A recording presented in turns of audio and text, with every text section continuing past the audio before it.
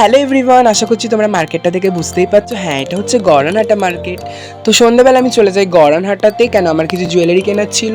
পরের দিন সকাল সকাল ঘুম থেকে উঠে চলে যাই সোজা শিয়ালদা থেকে এই মালাটা, সুন্দর মালাটা কিনে নিয়ে চলে যাই সোদপুর আনিয়াদির বাড়িতে।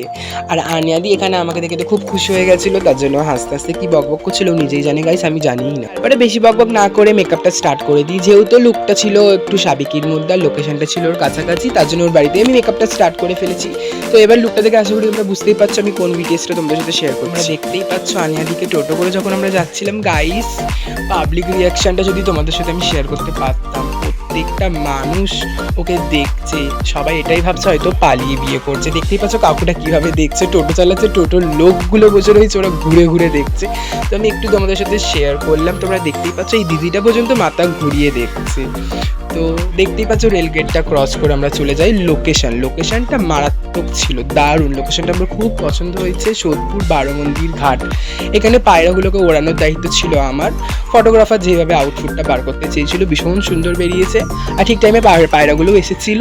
তো ফাইনাল আউটফিটটা তোমরা একটু দেখে নাও, ঠিক এইরকম এসেছিল। আমার তো খুব পছন্দ হয়েছে, আর তোমরাও অনেক ভালোবাসা দিয়েছো এই ভিডিওতে। তারপরে শ্যুট শেষ করে বাড়ি ফিরে আমি ওকে সাজিয়ে দিয়েছিলাম, মঞ্জুলিকাও এরকমভাবে এক্সপ্রেশন দিচ্ছিল। আর বাড়ি ফেরার সময় গাইস এই লেভেলের ট্রেনটা ফাঁকা ছিল, তোমরা দেখে বুঝতেই পারছো একটা কি দুটো মাত্র লোক ছিল। ভিডিওটা যদি তোমাদের ভালো লাগে লাইক কমেন্ট শেয়ার করতে ভুলো না। বাই সবাইকে।